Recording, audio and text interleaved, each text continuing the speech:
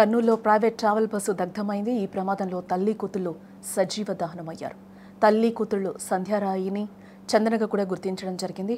వారి స్వస్థలం మెదక్ జిల్లాగా కూడా తెలుస్తోంది.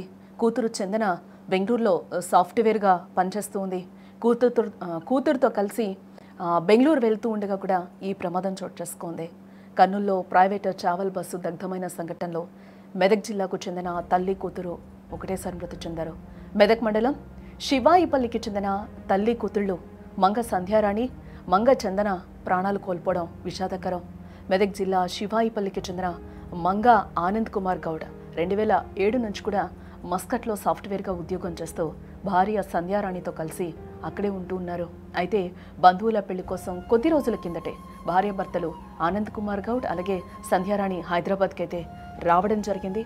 బంధువుల పెళ్లితో పాటు దీపావళి పండుగ కూడా ఉండడంతో బెంగళూరులో సాఫ్ట్వేర్ జాబ్ చేస్తున్న వారి కూతురు చందన, అలహాబాద్లో ఐఐటి చదువుతున్న కొడుకు శ్రీవల్లభ కూడా హైదరాబాద్కి రావడం జరిగింది. వారం రోజుల తర్వాత అంటే పండగ ఆ పెళ్లి ఏదైతే ఉందో అదన్నీ ముగించుకొని కూడా ఆనంద్ మస్కట్కి తిరిగి వెళ్ళిపోగా కొడుకు శ్రీవల్లభ కూడా అలహాబాద్ వెళ్ళిపోవడం జరిగింది. అయితే సంధ్యారాణికి జ్వరం రావడంతో ప్రయాణాన్ని వాయిదా వేసుకుంది. దీపావళి తర్వాత కూతురు చందనను బెంగళూరులో వదిలిపెట్టి తాను తిరిగి మస్కట్ వెళ్లేందుకు కూడా ప్లాన్ చేసుకుంది. ఈ క్రమంలోనే ప్రైవేట్ ట్రావెల్ బస్సులో బెంగళూరు వెళ్తూ ఉండగా ఈ దుర్ఘటన సంభవించడం చాలా దురదృష్టకరం. ప్రమాదం జరిగిన బస్సులోని తల్లి కూతురు కూడా ఉన్నట్లుగా తెలుస్తూ ఉంది. ఈ దుర్ఘటనకు సంబంధించి అక్కడ ఉన్నవారు కొంతమంది ఇష్యూకి సంబంధించి మాట్లాడుతూ ఉన్నారు. ఏం మాట్లాడుతున్నారు ఒకసారి చూద్దాం. 18 సంవత్సరాల క్రితం మస్కట్లో సాఫ్ట్వేర్ ఇంజనీర్గా పనిచేస్తాడు.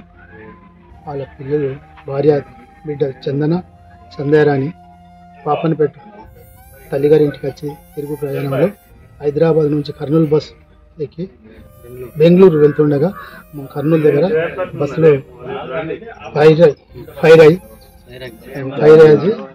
యాక్సిడెంట్లు మరణించడం జరిగింది. దానికోసం మా గ్రామస్తులమంతా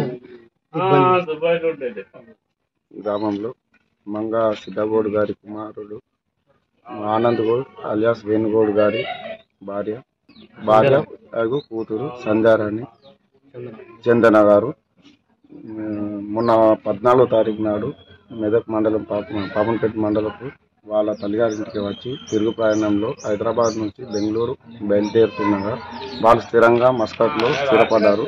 వాళ్ళ కూతురాకు ఆమె జాబ్ గురించి బెంగళూరులో పికప్ చేసి తిరిగి ప్రయాణానికి బయలుదేరుతున్నారు. ఇలాంటి సంఘటన జరిగింది. ఇలాంటి సంఘటనకు మా గ్రామస్తులందరం దిగ్భ్రాంతి వ్యక్తం చేస్తున్నాం.